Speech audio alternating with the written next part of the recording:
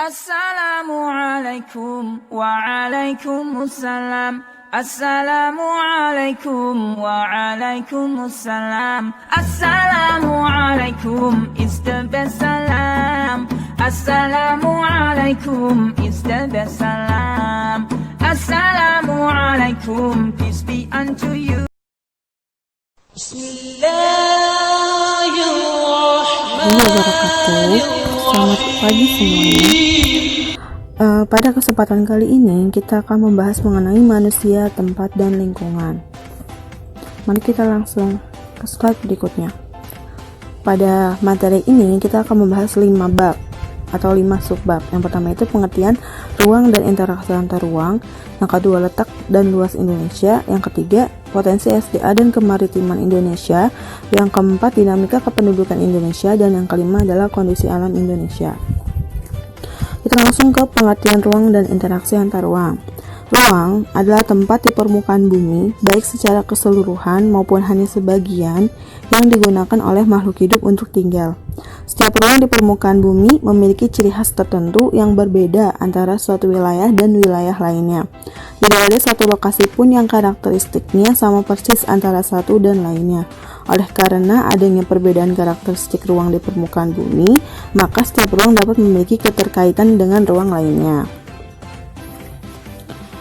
Sementara itu, menurut Bintarto, interaksi sendiri itu merupakan suatu proses yang sifatnya timbal balik dan mempunyai pengaruh terhadap tingkah laku, baik melalui kontak langsung maupun kontak tidak langsung. Interaksi melalui kontak langsung terjadi ketika seseorang datang ke tempat tujuan.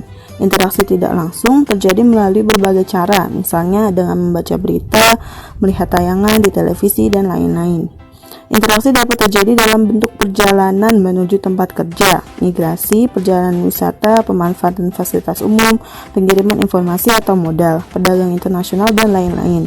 Interaksi dalam bentuk pergerakan manusia sendiri disebut sebagai mobilitas penduduk. Interaksi melalui perpindahan gagasan dan informasi disebut komunikasi, sedangkan interaksi melalui perpindahan barang atau energi disebut dengan transportasi. Beberapa kondisi saling bergantung untuk terjadinya interaksi keruangan yaitu sebagai berikut. Yang pertama adalah saling melengkapi atau complementarity.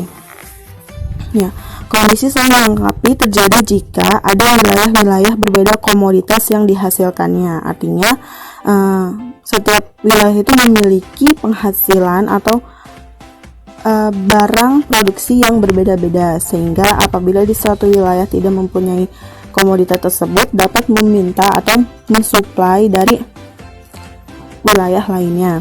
Misalnya nih, wilayah A merupakan penghasil sayuran, sedangkan wilayah B merupakan penghasil ikan. Wilayah A membutuhkan ikan, sedangkan wilayah B membutuhkan sayuran. Jika masing-masing memiliki kelebihan atau surplus, wilayah A melakukan interaksi dengan wilayah B melalui aktivitas perdagangan atau jual beli. Yang kedua, ada kesempatan antara atau intervening opportunity. Kesempatan antara merupakan suatu lokasi yang menawarkan alternatif lebih baik sehingga tempat asal maupun tempat tujuan. Maksudnya kesempatan antara merupakan suatu lokasi yang menawarkan alternatif lebih baik sebagai tempat asal maupun tempat tujuan. Jika seseorang akan membeli suatu produk, maka ia akan memperhatikan faktor jarak dan biaya untuk memperoleh produk tersebut. Misalnya, wilayah A biasanya membeli ikan ke wilayah B, namun kemudian diketahui ada wilayah C yang juga penghasil ikan. Oleh karena wilayah C jaraknya lebih dekat dan ongkos transportasinya lebih murah, para pembeli ikan dari wilayah A akan beralih membeli ikan ke wilayah C. Akibatnya, interaksi antara wilayah A dan wilayah B melemah. Yang ketiga itu ada kemudahan transport atau transferability. Pengangkutan barang atau orang memerlukan biaya-biaya untuk terjadinya interaksi itu harus lebih rendah dibandingkan dengan keuntungan yang diperoleh. Jika biaya tersebut terlalu tinggi dibandingkan dengan keuntungannya, maka interaksi antar ruang tidak akan terjadi. Kemudahan transfer dan biaya yang diperlukan juga sangat tergantung pada ketersediaan infrastruktur, yaitu sarana dan prasarana yang menghubungkan daerah asal dan tujuan. Misalnya, seseorang akan menjual sayuran dari wilayah A ke wilayah B, namun jalan menuju wilayah B mengalami kerusakan sehingga tidak bisa dilalui, mengakibatkan orang tersebut tidak jadi menjual sayuran ke wilayah B. Ya, sampai sini dulu. Untuk khutbah berikutnya bisa dilihat nanti di YouTube channel kami IPS Bisa pada part yang kedua. Terima kasih, jangan lupa untuk like,